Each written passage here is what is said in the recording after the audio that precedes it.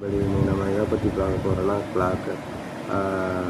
கிளாக்கை பற்றி பார்க்க போகிறோம். கிளாக்குக்கு இன்னொரு பேர் இருக்குது, அது வந்து குரோனோமீட்டர் அப்படின்னு சொல்கிறாங்க. அதோட இன்னொரு பேர் வந்து குரோனோமீட்டர். அப்புறம் வந்து கிளாக்குக்கு வந்து 100 பிரான்ச் இருக்குதுன்னு சொல்கிறாங்க. அதுக்கப்புறம் கிளாக்ஸ்லாம் முன்னாடிலாம் வந்து எப்படிலாம் பார்க்கப்பட்டுச்சுன்னா, அது வந்து சாண்டு கிளாக், அப்புறம் வந்து வாட்டர் கிளாக், அப்படி வந்து 2 இதனால் வந்து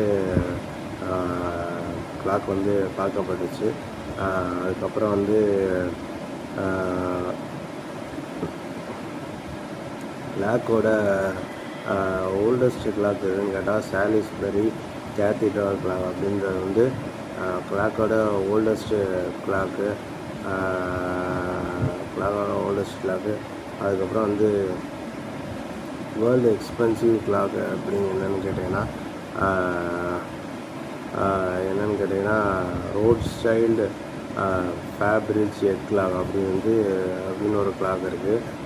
அது வந்து வேர்ல்டு எக்ஸ்பென்சிவான கிளாக்குன்னு சொல்கிறாங்க.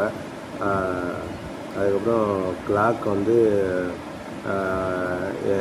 என்னென்ன வகையான கிளாக் அப்படி இருக்குதுன்னு இந்த பிக்சரில் வந்து ஒரு சின்னதாக கிளாக்ஸ்லாம் போட்டிருப்பாங்க. அதெல்லாம் இத்தனை டைப்ஸில் கிளாக்ஸ் வந்து இருக்குதுன்னு சொல்கிறாங்க. அதுக்கப்புறம் யூஸ் பண்ண கிளாக்கும், அப்புறம் எலிஃபண்ட்டை வச்சு இது பண்ண கிளாக்கு. அதுக்கப்புறம் பார்த்திங்கன்னா 1989 வந்து ஒரு டிஜிட்டல் கிளாக் வந்து வந்திருக்கு. அந்த கிளாக் வந்து பிக்சரில் தெரியும். அப்புறம் கடைசியாக பார்த்தீங்கன்னா மெக்கானிசம் வச்சு கிளாக் வந்து